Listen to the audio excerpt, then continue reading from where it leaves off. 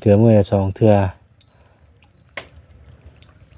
ตอนเช้ากับตอนแลงพี่น้องเอ้ยถือว่าได้กินอิ่มเต็มที่นะเนาะแต่ละอันใช่แต่ปลามันแบบว่าบ่ได้อดอาหารนะ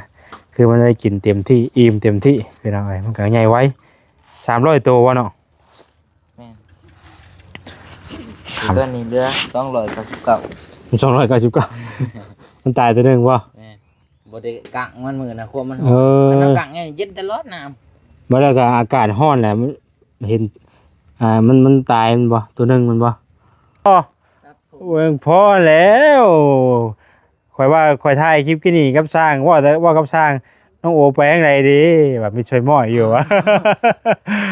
โอ้ไปตัดผมเสียบล้อมาโอ้ยอยากเห็นอยู่โอ้ ถ้าเพิ่นว่าให้ขุดก็ขุดเลยแหละเนาะ แตกแท้มื้อนี้คือมาผู้เดียวมื้อนี้เพิ่นอยู่อันนั้นน้ำงัวแล้วก็ อ๋อเฮ็ดกินเฮ็ดกินเพิ่นบ่ว่างมื้อนี้เนาะโดยเพราะว่านี่ก็เว้าหยอกเว้าหัวกันไปเด้อพี่น้องเนาะว่าบ่ให้เว้าหยอกเว้าหัวกันไปคนกันเนาะก็คอมเมนต์ว่าโอ้ยว่ายายนางจนถึงขั้นว่าสิมาอันขอเบาโอบ่ ก็เว้าหยอกกันไปซื้อเนาะเนาะหยอกกันไปหยอกแบบซี่เฮาก็เนาะ คันเฮาบ่เว้าหยอกอะมันก็ FC เพิ่นก็บ่รุ่นนำคือกันแล้วบัดนี้เว้าหยอกกันไปซื้อก็บ่ได้ว่าสิให้ละมาหยังดอกพี่น้องเว้าหยอกเว้าหัวกันไปเนาะ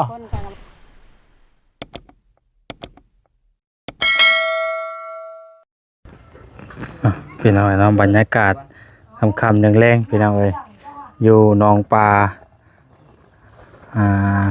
หลังบ้านเนาะหนองปลาหลังบ้านน้องแต่น้องบอยพี่น้องเอ้ยเพิ่นมุงยางไว้บ่ให้อันมันร้อนเนาะเพราะว่าช่วงกลางเว้นน่ะแดดมันร้อนพี่น้องเอ้ยก็เฮาบ่มุงไว้ว่าจะว่าปลาร้อนเนาะปลาร้อนยันว่าน้ำร้อนน่ะกับปลามันจะตายพี่น้องเอ้ยเลยมุงไว้เท่าเนาะครับพอจิตจนเอาสูตรน้ำพี่น้องเอ้ยเนาะ พอจิตเพิ่นจะเอาสูตรน้ำโว้ยน้องบอยพอจิตก็ติดใจบ่เนาะปลูกมันปลูกนะเฮ็ดแบบที่วัดมันได้เบิ่งได้แยงเนาะได้เบิ่งได้แยงได้ชมสินะพี่น้องแบบเวลานั้นก็เวลาเฮาเกลือเฮาหยังก็แบบว่าปลามันก็ยุ่มๆๆๆมากินนะโธ่พี่น้องเอ้ยต้องเลยฮื้อออกตลอดบ่เนาะเวลาเฮาเกลือดีกว่าได้คำมากฮื้อบ่เราใช้ไปอยู่ฝั่งนั้นก่อนมันจะห่มนะโอ้น้ำเริ่มนั่นแล้วเนาะโอ้ใหญ่เลยนี่ตอนอาม่าน่ะยังช้ำมันฮะตอนอาม่าน่ะช้ำไหนก็วะตอนอาม่าน่ะช้ำนี่ก้อยบ่จะมีแล้วใหญ่ไว้ดิป่านี่เนาะปลาลูกบ่นอนหนักไปสิใหญ่อ๋อบ่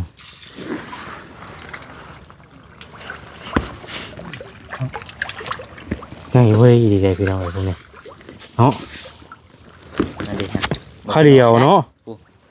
มันมีตัวน้อยได้มึงเลยว้าวใหญ่ไว้นี่มือนั้นยังบ่ได้ใหญ่ขนาดนี้ได้พอเห็นนะโอ้โม่ปลาลูกนี่จังตั้งใหญ่ไว้ดีนี่คันว่าเฮาเลี้ยงแบบเอาไว้ขายไว้อย่างมันก็ไว้นั่นก็ได้ขายไว้เด้เนาะเดือนนึงก็น่าจะได้ขายแล้วตัวใหญ่นะน่ะพี่น้องเอ้ยโอ้บ่ได้น้อยอยู่ดิโอ้ก็สิมันก็โอเคเด้นี่เพราะว่าตอนซื้อมาตวิทย์นี่ดอกนะซ้ำนี่เนาะสมัยนี่มันมาอีกรอบนี้ว่าโตพวกใหญ่เกลือมื้อละ2เทื่อเนาะเกลือมื้อละ2เทื่อตอนเช้ากับตอนแลงพี่น้องเอ้ยถือว่าได้กินอิ่มเต็มที่นะเนาะแต่ละอันใช่แต่ปลามันแบบว่าบ่ได้อดอาหารนะคือมันได้กินเต็มที่อิ่มเต็มที่พี่น้องเอ้ยมันก็ใหญ่ไว้300ตัววะเนาะตัวนี้เรือ299มันมันตายตัวหนึงบ่บ่ได้กักมันมื้อนะควบมันกักไงเย็นตลอดน้ำบ่แล้วก็อากาศร้อนแหละมันเห็นมันตายมันบ่ตัวหนึงมันบ่ดอกจอกมันคืออันว่าเป็นนี่เนาะ จักตัวป้ากินได้แหละมันเปื่อยอยู่สิครับ เดี๋ยวมันน้ำบ่ว่าคำว่าฝนตกมามันก็นั่นอยู่ได้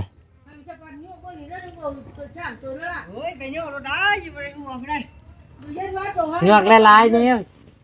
มาเบิ่งปลาใหญ่นี่เออเจ้าเห็นนะว่าปลานี่เจ้าเห็นนะว่าปลานี่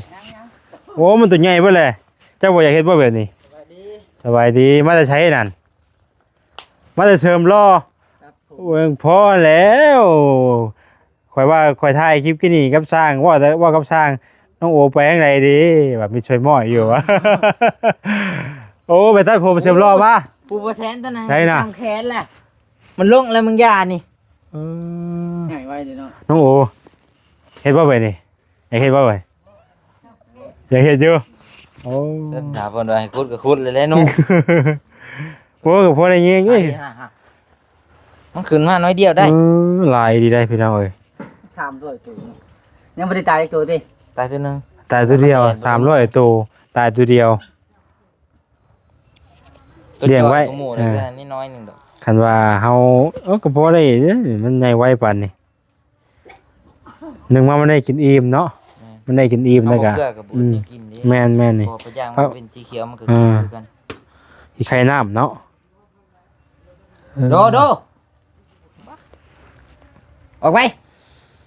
คันคือว่าอันนั้นแท้นี่เฮาเปลี่ยนน้ำนี่แฮงไวได้นี่ แม่น อันนี้มันเป็นพื้นที่ตัวที่ว่าเฮาแบบว่า หักม่อนสิใหญ่กว่านะชาน้องเบิ่งนี่น้ำนี่ ฮะ แต่ว่าสีผิวนี่สิบ่คือปลาดุกพันธุ์และน้ำแบบสิแต่ว่าสิใหญ่กว่ากัน เฮาค่อยอย่ามันตายต่อไป หรือหักบ่แลกก็บ่ว่าต่อไปก็ต้องได้เปลี่ยนนั่นแหละ มันบ่อย่างน้อยก็เฮาเพื่อมันใหญ่เฮาเลยเปลี่ยนจากรอบหนึงสินะจากรอบหนึงเพราะว่าให้มันแบบทดแทนหน้าใหม่สินะทด ก่อน มันใหญ่กว่านี่ปลานี่สิลายกว่าน้ำได้บัดนี้ ปลามันสิได้กูนะบัดนี้ ปลาลายกว่าน้ำมันอยู่ยากได้ปลา หันเปลี่ยนก็โอ้หลายเติบได้น้ำนี่เนาะเลิกแต่บ่เนาะ 3,000 ลิตร 3,000 ลิตรเพิ่นบ่นี่ 3,500 ลิตร หันเปลี่ยนก็ถ้าเปลี่ยนยามฝนตกเด้อ เบิดพันบาท อันน้ำมาใช้ไหนตัว เบิดพันบาทใครคนกันเองเว้าได้น้อยๆนึง ว่าข่อยยังบ่ได้เอาเงินไปให้อันว่าประมาณเกือบลืมเลยนี่แล้วอยู่บ่เนาะ อยู่ อยู่แม่นบ่ กินแว่นแล้วแข่งดู อ๋อ ว่าตก บื้อเฮ้ยเบิ่งกี่ตายคู่ไปนี่บ่แฮงเท่บาดนี่ปั๊บเสียมรอมาใหม่ โอ้ เท่ฮะ คือได้บ่เสียเด้อ ฮะ แว่นนี่ก็คัก เอาไปคักบ่โอ้ยเออ บ่เซนต้องเอามาพักเนี่ย เอายังเอาแว่น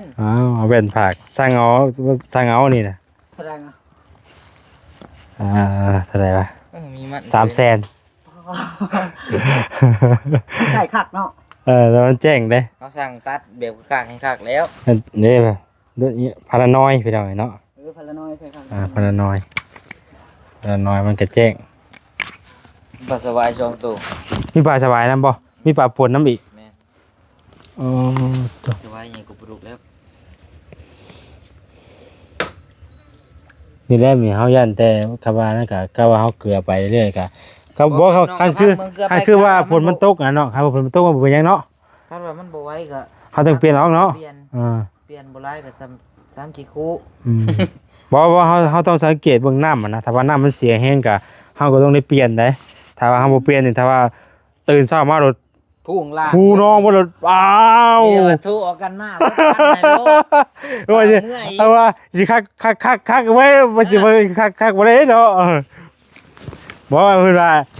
เฮามื้อบ่ายมื้อใดมันบ่เป็นหยังสิได้เฮาไว้ว่ามาเบิ่งว่าหยังสินะมันก็คักอยู่เนาะยามบัดตื่นยันแบบว่าเฮาเกลือไปเรื่อยน้ำมันเสียแห้งอะนะตอนนี้ยังได้อยู่ตอนนี้น่ะถ้าว่าฝนตกมาน้ำมันเข้าอีกอะถือว่ามันก็จืดจางไปอีกมันยังบ่ได้มีกินบ่ ก็ปกติ ยังได้บ่ ก็คล้ายๆแบบน้ำได้เฮานั้น เออ มันนั่นละกิน ยังได้อยู่เนาะมันยังบ่มีปัญหาหยัง ลูกต่างครับ จางกลับแล้วพ่อน่ะกลับแล้วพ่อจางโอ้ยกลับมาอีกแล้วมื้อนี้เนาะ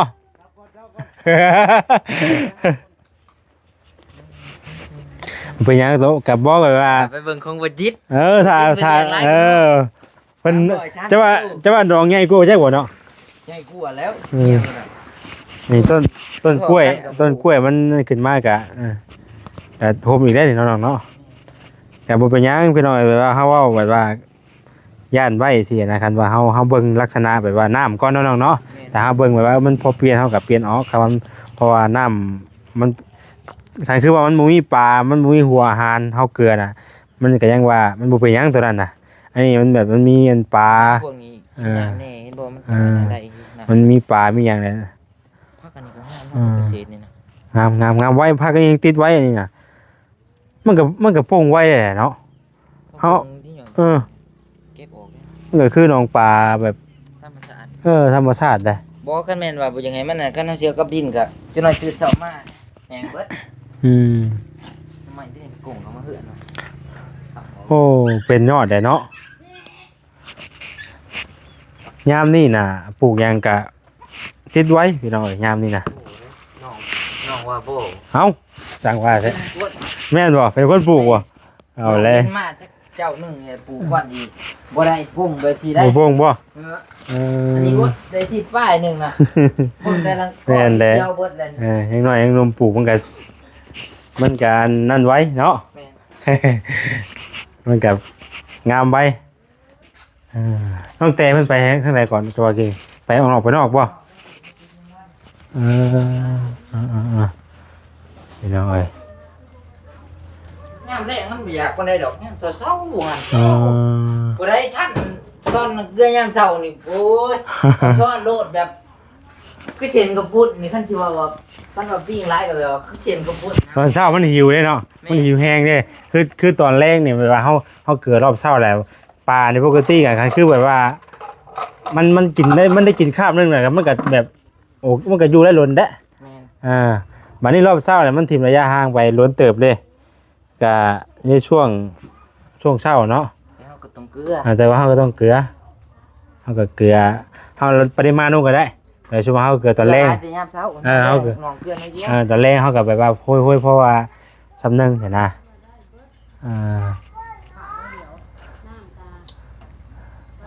ไม่เท่าเคย เวลาคนมาเบิ่งน้ำอะไรไปเราเลยเนาะ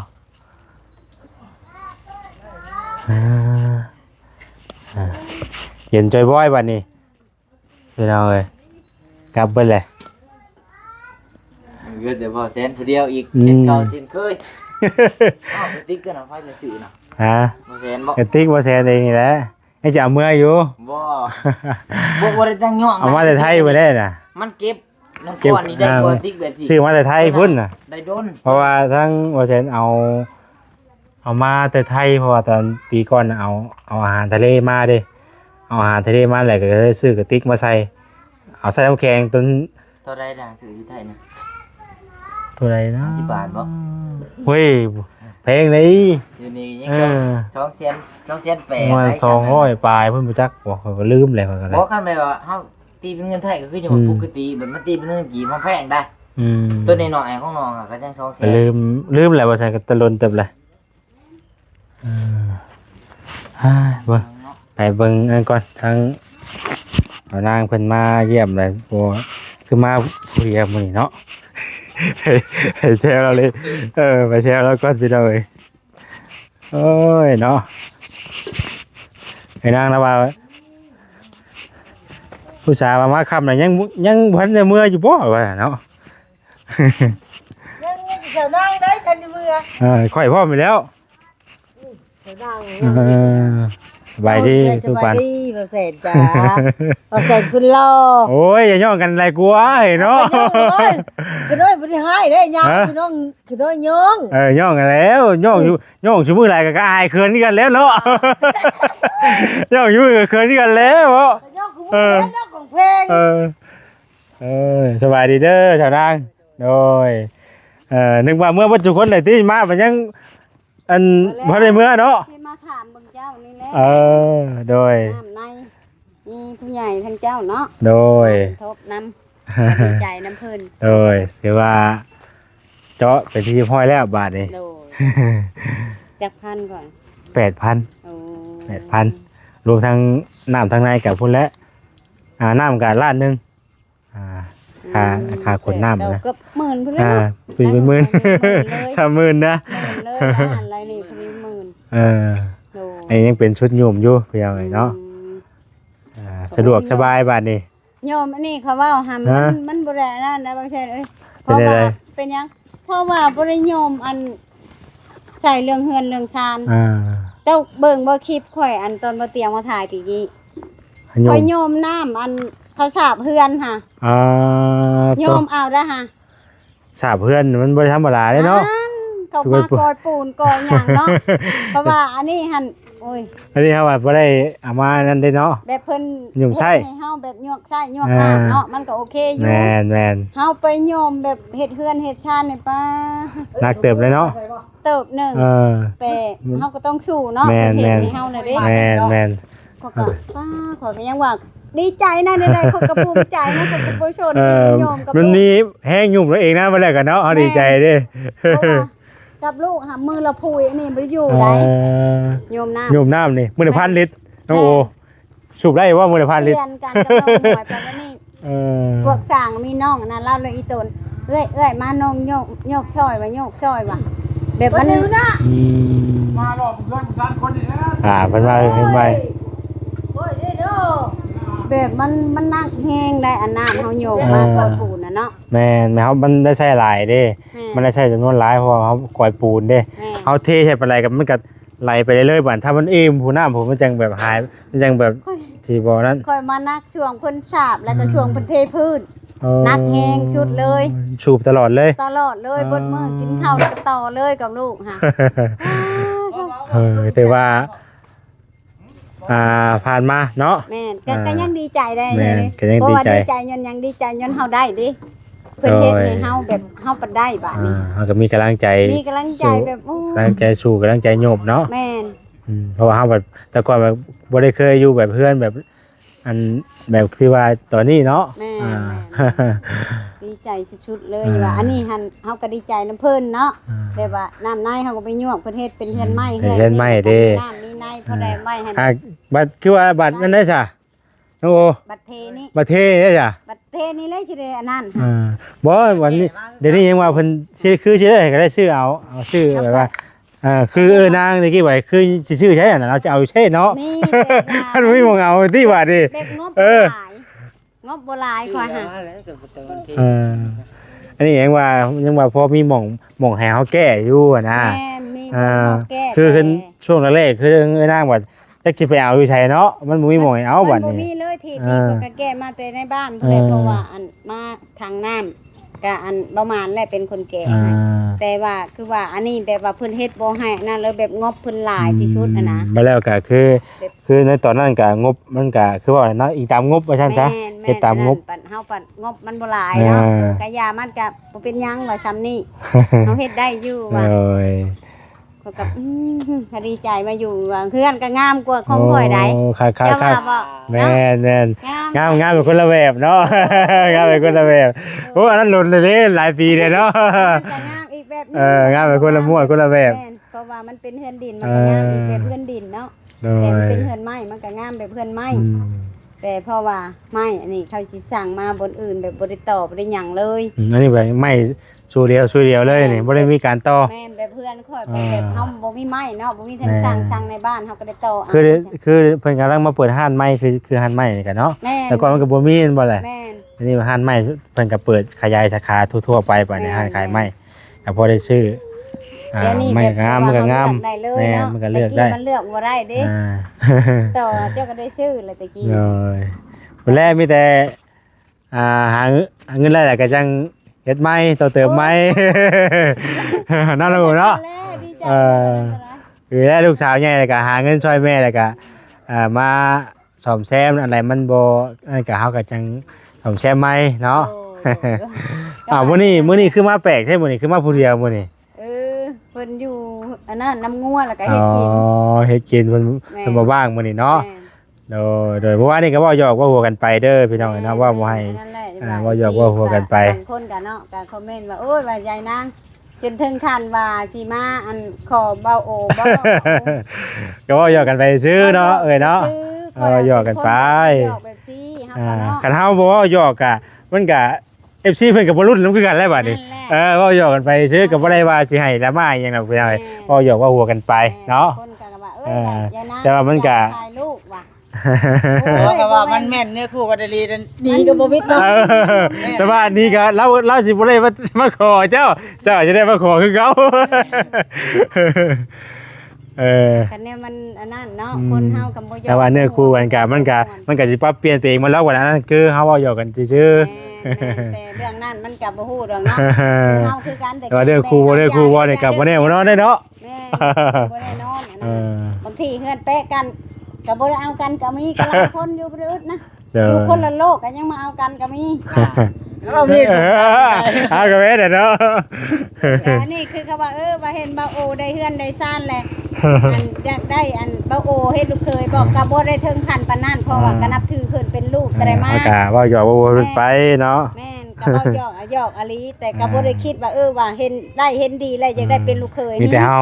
บ่เค ดี ย ใจ คิด นะมีแต่เฮาดีใจนะเพิ่นเนาะ แม่นมีแต่มากก็ดีใจน้ำลูกน้ำเต้าเพิ่นได้ชำนี้ก็ดีแล้ว เพราะว่าแต่ก่อนเฮาก็เคยเห็นเพิ่นบ่แล้วก็คือสิเห็นกันตลอดอยู่แล้วว่าแต่ในมือเนาะ อันนั้นแหละค่อยจังว่าค่อยนี่ก็ถือว่าฮู้ดีฮู้ดีกว่าคนอื่นตามว่าหั่นนะก็คือเจ้าผู้มาก็เจ้าก็ยังบ่ฮู้ดีชำข่อย แม่นอันนี้ถือแค่นี่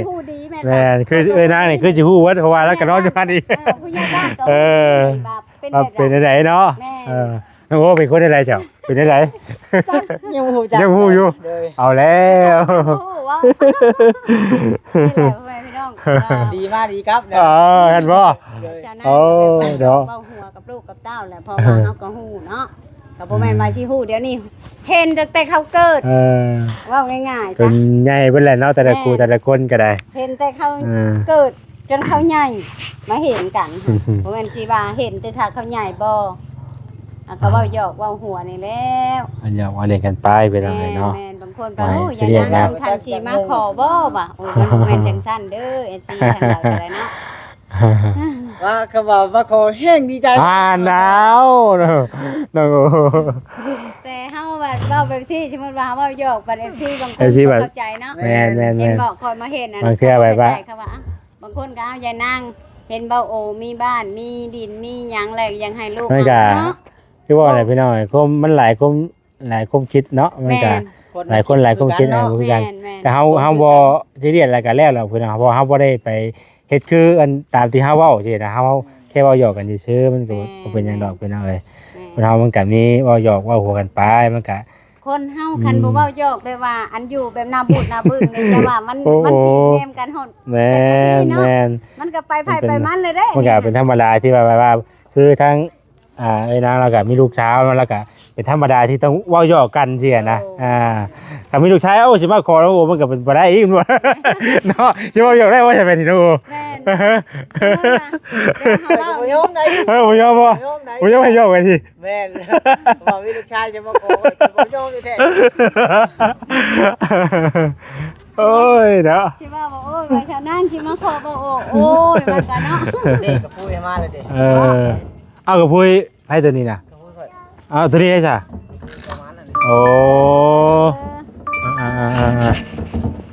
ประมาณอยู่เงินอยู่บ่เนาะอยู่เนาะพอสิเอาไปจ่ายเงินเพิ่นน่ะนะ บ่จักทางก็อันชื่อนี่ โอ้หลาย จักแม่นเท่าไหร่บ่ใช่ก็บ่ได้นับมีแต่ว่าให้เพิ่นจนพอว่าซั่นจ้ะ เลยนับเนาะ แม่น อัน แต่ว่าตอนเพิ่นน่ะมารอบแรกน่ะแต่เช้าอ่ะตอนก่อนน่ะมันก็1,400เนาะ แตก 1,400แล้วบัดนี้เพิ่นมื้อนี้น่ะบ่รู้ว่าเพิ่นคนเท่าไหร่มื้อนี้2-3เที่ยว จะมาจักเที่ยว3เที่ยวบ่เนาะจักเที่ยวมื้อนี้เจ้าคนจักเที่ยว มันจะเที่ยว เที่ยว อ๋อ มื้อนี้เหรอ เที่ยวละ เที่ยวละ3พุ้ยตัวนี้เนาะเที่ยวละ600เห็นไหมน่ะเนาะ246ถือว่าใช้น้ำหลายเนาะ ใช้น้ำหลาย จังได๋ก็เพิ่นเจาะ ตัว30ปลาย33 33 33 ก็ถือว่ามันไวกว่าได้นี่น้ำนี่ถึงไวนี่เนาะ แบบว่าคือเพิ่นก็ถือว่าไวอยู่นะพอมาเจาะของน้องแต่รอบก่อนน่ะก็คือแบบว่าเฮาเตรียมน้ำแบบว่าบ่ทันเด้มันบ่ทันไปที่มันทันน้ำทันก็เลยไวคือตอนนี้คืออันว่าน้องแต่ว่าเฮาว่าเริ่มเฮ็ดชีวิตเด้ โอ้ยจังเนาะ ยังบ่จักจังว่าเด้ อันนี้เอาน้ำมาป้าไว้ให้ก่อนเลยบ่นี่บ่ตื่นมาเพิ่นก็ได้เจาะรถเด้ ที่นี่หันถือว่ามงอื่นบ่ยากน้ำ อ่า เนาะเพื่อนข่อยยากสุดก็มง มันเป็นบางสายเนาะ แม่นเพราะว่ายากสุดเลยเพราะว่าข่อยเจาะแรกเนาะเจาะเบื้องหั่นแล้วบัดนี้แล้วมันเจือนทับแล้วน้ำคุณมันใส่บ่ได้เพิ่นก็ถอดมาเพิ่นก็มา แสดงว่าแถวนี้ก็มันก็อยากเป็นคือกันเนาะแบบว่ามันเจือนลงอ่ะเนาะ แม่นมันเจือนแล้วมันแบบเฮาโยกบ่ขึ้นเด้ค่ะ มัน เฮาโยกมันมีแต่ มันหัดเลย แ มันหัดเลย มีแต่ขี้ดินขึ้นมาอย่างเดียวบ่มี โอ้ น้ำแล้วบัดนี้เพิ่นมาเจาะหน้าบ้านน่ะบนต้นตะกก เจาะไม้อีกบ่ เจาะใหม่บ่มีน้ำบ่มีใจดีจนลงไปฮอดพุ่นเจาะบ่ได้บัดนี้มันขาหินหยังหินแข็งๆนะเพิ่นว่าเพิ่นถอดคืนเพิ่นก็ไปเจาะทางหลังบ้านอีกทางข้างสวนผัก ถือว่าเจาะหลายหม่องเติบเลยเนาะเพื่อสิให้พอน้ำก็ เจาะหันอีกก็บ่มีน้ำอีกอ้าวข่อยจะ เป็นบางเขตบางพื้นที่พี่น้องเรื่องน้ำนี่ก็มองง่ายก็ง่ายเด้ แล้วก็มาเจาะอีกทางเก่าหันจังได้ใช้น้ำเท่ากับมื้อ4โมงเจาะเฮือนข่อย จุดที่ว่าแสนเคยไปเจาะให้หลายคนแต่เก่านะบ้านดงกึมบ้านดงกึมแล้วกับบ้านนั้นนาเก่งนี่ก็ยากเด้ บ้านนาเก่งมันมีแต่ดินทรายมันบ่มีดินหลากที่แบบมันบ่มีอันว่าก้อนดินดานถ้าว่าบ่มีตัวนั้นน่ะถือว่าเสี่ยงแล้วนั่นน่ะเจาะลงไปเสี่ยงอยู่ดีคือแถวนี้ก็มันก็บ่ค่อยอยากมีอันดินดานลายปานใดเห็นบ่นี่ส่วนหลายมันจะเป็นดินแดงแบบ แบบสร้างข่อยแล้วบ่ได้เฮิงก็มันเจือนลงไปเบิด แล้วบัดนี้อันเพื่อนอันบ่จ้อยเนาะเพื่อนอันเท่าจ้อยเพื่อนกับอันแม่เพิ่นตะกี้มาเจาะมงเดียวแบบเจาะมาแล้วบ่ได้สูบทิ่มเลยน้ำบ่ได้ขุ่นเลย ใส่ แบบ ใส่มือเดียวเลยนะ ใส่มือเดียว แม่น แบบกระเจ้าจ้อแล้วนี่แบบสูบเบิ่งนี่ใช้เลย ข่อยก็ยังงงว่าเอาน้ำเขาคือบ่ขุ่นเขาว่าข่อยหาข่อยสูบทิ่ม แต่ว่าน้ำแห้งเนาะมันแบบว่า มันถึง มันถึกสายน้ำแล้วมันไวเนาะ ก็แม่นแต่มันมีหินด่านนั่นเด้เขาเฮ็ดเขาเอาขึ้นอยู่ เป็นหินด่านแล้วน้ำมันสิใช้ได้ แต่ดินข่อยก็มันสิมีแบบจมจังซี่แล้วโลด โอ้สูบเบิ่งดูห่ามันใช้เลยบ่ ลองเบิ่งดู น้ำก็มันขุ่นเลย แห้งอยู่เลยเห็นนะ บ่ แห้งอยู่ถ้านั่นก็โอเคอยู่ บ่แห้งกับบ่แห้งปลาบานี่อันบ่เตียงมาเจาะให้อันบาละเพิ่นน่ะก็แห้งได้น้ำละฮะ ใช้บัตรนี่ลงระบ่น่ะเริ่มสิใช้ เริ่มสิใช้แล้วเด้เนาะ ใกล้แล้ว ประมาณจัก2มื้อ3มื้อมันก็เริ่มเอาทีกระทางได้เนาะ น้ำค่อยทำบ่ได้ออกไปสิได้ไป เอ เซ่แบบออกมาแดงๆอันนั้นเลยนะ มันออกเป็นแดงๆออกมาเลยบ่ แม่นค่อยใส่บ่ได้บ่มีแบบนี้ อันนี้เอ้าเพิ่นตัวนี้น่ะใส่ได้เลย เพิ่นเป่าเพิ่นหยังเรียบร้อยแล้วก็อันเพิ่นประกอบท่อลงไปสู่ก็ใส่แล้วเนาะน้องโอ อันนั้นแบบอังพวกรถเขาเฮ็ดแบบเขาเป่าให้มันออกวิทย์กับบ่วิทย์เขาจนมันแล้วเจ้าสูบทิมเด้อค่ะว่าจะโยกทิมมันสิใส่เอง ขนาดว่าเอาอันน้ำเป่าก็ยังบ่ออกติยังบ่เบิดเนาะ บ่เบิดข่อยโยกอีกก็ได้เดือนหนึงก็ยังบ่ได้ใส่ได้ กับน้ำที่ว่าเฮาเอามามันเป่ามาอย่างนี้ก็มันก็โอเคว่าน้ำมันใสแล้วมันก็ใสเลยบัด อัน นี้ นั้นแหละ มันก็ไว้ คือแบบนี้นี่อันช่างเข้าตะกี้อันติดเฮือนก่อนเนาะแบบซี่แหละเนาะโอ้แบบซี่เป็นเล็กมาก็ใส่มาก็ ก็ใช้มือเดียวเลยได้ ใสมือเดียวเลย ใช้มือเดียวเลย จังหวะนี้ก็จะว่าสิใช้แล้วจักอย่าแต่มันก็จะมีคุยอยู่ เพราะว่ามัน มันก็จะมีแต่ว่าเฮาก็เวลาเฮาสิใช้ก็สูบปลาไว้ซะก่อนเนาะสูบปลาไว้ให้มันนอนมันหยังก่อน โอ้ยคำนี้ถือว่าโอเคอยู่นะน้ำก็หันสูบออกมามันสิ นี่ก็มีแต่เจ้านั่นเด้อน้องเด้อจะเปิดอันน้ำตัวนี้ไว้แล้วก็เปิดน้ำใส่ทางไว้แล้วก็เฮาจังสิเอาทางนี้ไปส่งน้องแต้บัดนี้ เขาเนาะ แม่เพิ่น แล้วเลยแม่จะหามมาใส่นี่ โดย เปิดงานรถแล้วก็หามไปชงเพิ่น แม่นเพราะว่าจะได้อาหารไปส่งเพิ่นเพราะของน้องแต้เพิ่นเอาไว้เนาะถือว่าได้ไปเบิดนะเนาะเฮือนเสาเทืองเฮือนไปตัวแก้วนี่เคลื่อนที่ตลอดคือสิบ่ได้เคลื่อนนั่นแหละบัดนี้ได้ค่ะสิมีอันใหม่มั้ยฮะ เบิดแล้ว บ่ได้บ่ มันดีนะยังว่าคอยตะกี้ไปหายืมกับคนนี้ เอาที่บ่ ไปยืมของเขาอยู่ในบ้านเคยพากันกิ้งมากับลูกหันยืมลอกจะยู่มาโอ้ เพื่อจะได้น้ำเนาะ แม่นอันนี้มันอยู่ติดกัน เออ โอเคแล้วอันนี้ เอาก็ได้พอได้ยืมกันผู้ใดมีก่อนก็ยืมน้ำผู้นั้นก่อน เดี๋ยวไรเฮือนนี่เจ้าขึ้นเถิงกันแล้วเนาะปูแล้วเรียบ มัน ร้ ปู อย แป้นเรียบร้อยแล้วใช่ไหมนางเลย ไม่แต่ถ้าเพิ่นล้มกับน้องโอคือต้องเวลามันยืนยาวแหละเนาะสิจบคลิปก่อนเดี๋ยวจังนั่นใหม่พี่น้องก็สิได้มื้อได้บัดนี้สิได้กลับแล้วพี่น้องเอ้ยเนาะเวลามันยืนยาวแล้วพี่น้องเอ้ยทางเอ้ยนางเพิ่นมาเบิ่งเฮือนงามพี่น้องน้องโอแล้วก็กับเบิ่งน้ำเบิ่งในและเนาะเจาะสำเร็จเป็นที่เรียบร้อยแล้วค่ำๆในกระทั่งบอลลาเพิ่นยังสิเข้ามาเนาะเอาขอตัวไปก่อนเด้อพี่น้องเด้อเนาะอยู่ดีมีแห้งวัชกุสู่คนที่ผ่านอะไรก็ได้พี่น้องเนาะสบายดีเด้อ